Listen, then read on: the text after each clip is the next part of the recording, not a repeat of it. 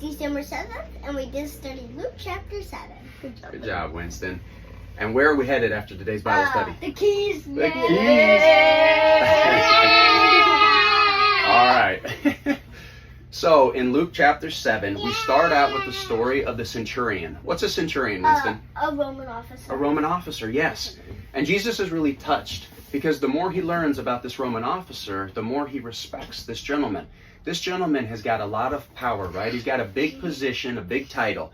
And the people actually really like him because of how he treats them, how he takes care of them. He's got a slave who's on his deathbed. And the centurion is begging Jesus to help heal his slave. Yet there's still so much humility as well. Even though this Roman officer has all of this clout, he recognizes he is nothing compared to Jesus the Messiah.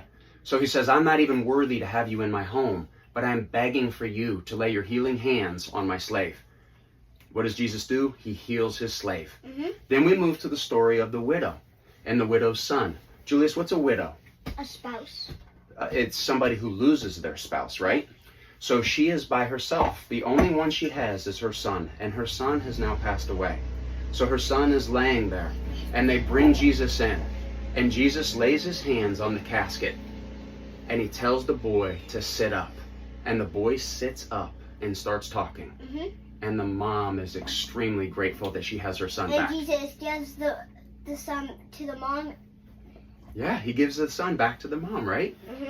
Then we move on to the story of John the Baptist, who sends two of his disciples to go to Jesus and ask Jesus what?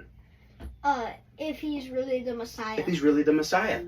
Because in John, even though John is preparing the way, he doesn't necessarily know who the specific person is that is going to be the Messiah. He just knows the work that the Lord's put on his heart.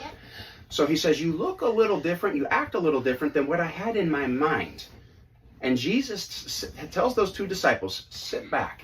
Now, watch, right? It's basically actions are louder than words. The deaf now hear. The blind now see. The dead have been restored. Those with leprosy have been healed. Those that were crippled are now healed. And he goes through all of the examples and says, you've seen with your own eyes. Go back and report to John. So they go back and they report this to John. Now, at the same time, Jesus says to all the people, you know, it's funny. You guys, it's kind of a lose-lose because you ask and you beg for the Messiah to come. You ask of these things to happen. And then when it does, you don't recognize it. You don't appreciate it. So he goes through the whole story about that.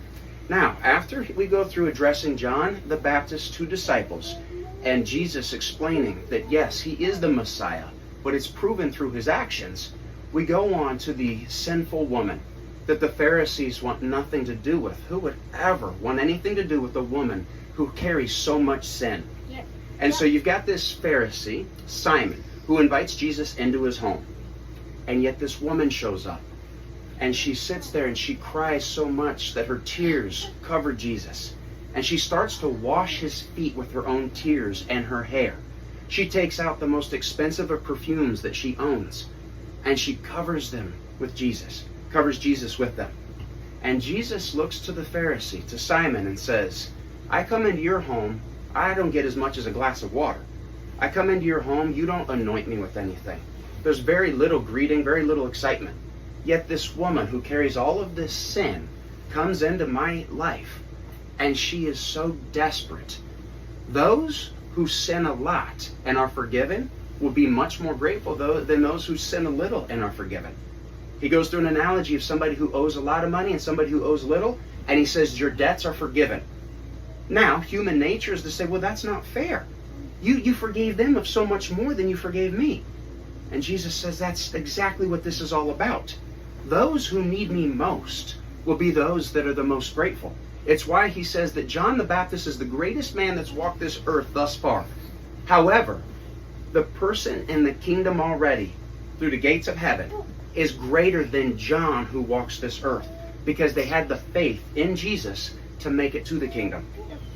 So after Jesus forgives this woman of her sins and sends her back out, we wrap up chapter 7, and we'll get ready to study chapter 8 tomorrow. Yep. Good job, guys. All right, good job, boys.